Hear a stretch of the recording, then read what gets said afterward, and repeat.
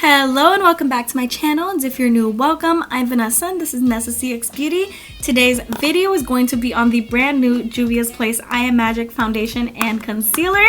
Now, the foundation retails for $20 and it comes in this squeezy tube. It has 1 fluid ounce and I got the shade Fez 620. So I'm hoping it is a good match. The concealer retails for $14 and has 0.34 fluid ounces, which is comparable to the Tarte Shape Tape with 0.33 ounces. You get a little bit more in this and it's cheaper. So let's put this to the test on my face. And today I'm just doing a first impressions. Tomorrow I'm going to be posting my wear test hopefully. So let's just get started. I already moisturized and primed using my IT Cosmetics Confidence in a Cream and my e.l.f. Putty Primer. And for you brush lovers, I will be putting on the foundation using a brush on this side and using my beauty sponge on this side.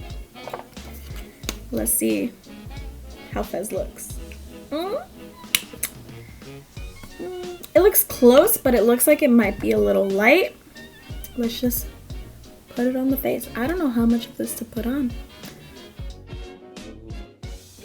A little tidbit of information that you guys might need is that I do have dry skin, and automatically I'm seeing that a little bit goes a long way. Maybe I shouldn't have put that much on. But this is my Believe Beauty sponge, which I've been loving recently. It is a little bit light. I could have gone for a little bit deeper of a shade, but it's not horrible in terms of color.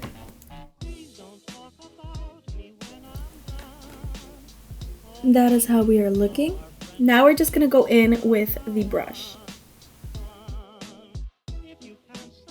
And for reference, this is the Luxie 732.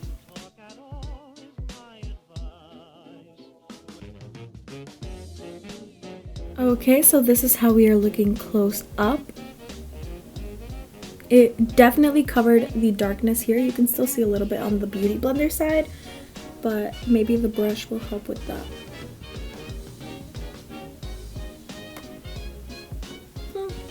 It's not bad. What I will say is that usually with foundations, you can usually see a big difference in application with sponge and brush. But for this foundation, I definitely do not see too many differences besides the darkness on this end. Also, it is not grabbing on to my dry patches, which is a positive. But now we're just gonna move on to concealer application. I'm excited for this one. Just a reminder, I did get the shade J20.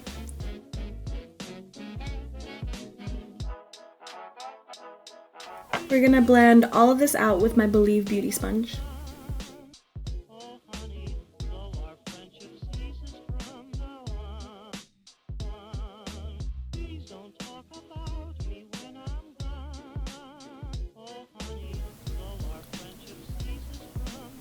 So this is the concealer completely on.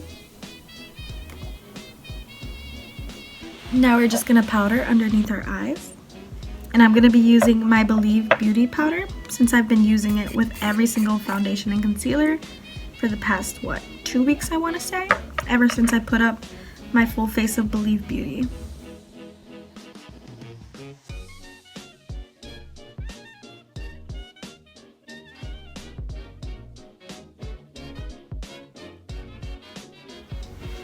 It actually doesn't look horrible because I am dry skin. And by now, if this were really drying, everything would look cracky. And it doesn't. Those lines are there because they're always going to be there.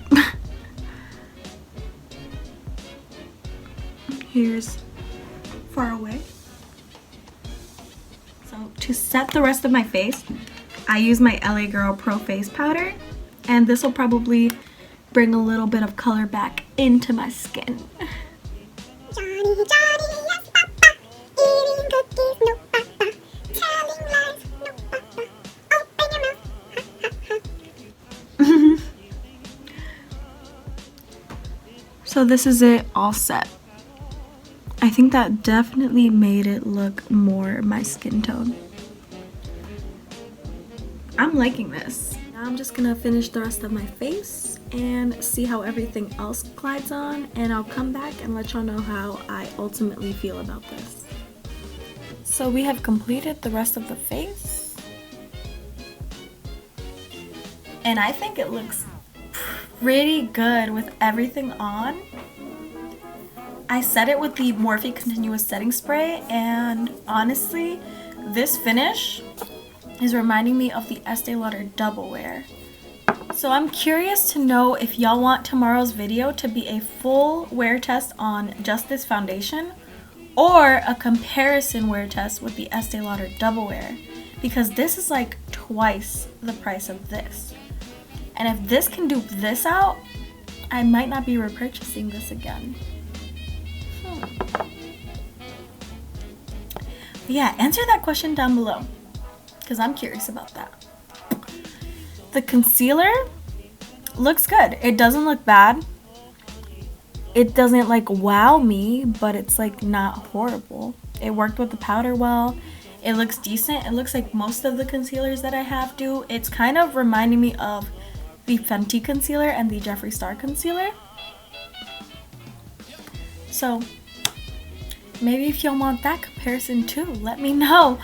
But I'm pretty happy with this. And if y'all want shade references, I am Double Wear Tawny, the Milani Conceal and Perfect in 8, the Wet n Wild Liquid Foundation in Desert Beige, and the Makeup Revolution Conceal and Define in 10.5. So if y'all are my foundation twins, Fez is a little tiny bit too light, but workable.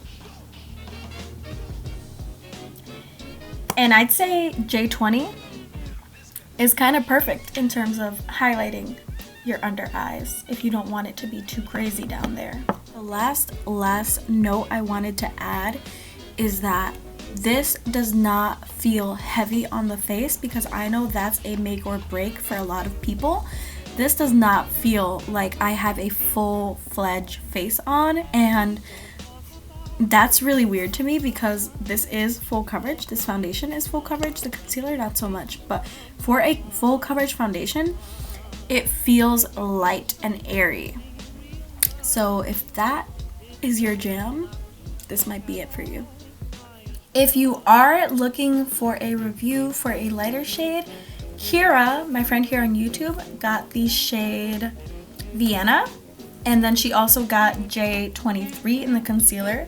And then when she hits 2,000, we're gonna have a double giveaway for Natasha Denona palettes. She has the purple blue one, and I have the sunset palette, so we're joining forces and doing one joint giveaway when she reaches 2,000. So if y'all want to check her out, she'll be linked down below, and her card will be up here as well. And stay tuned for the wear test, because I'm excited that this might dupe out my double wear. And that is all I have for y'all today. Have a great day or night wherever you are in the world. Bye-bye.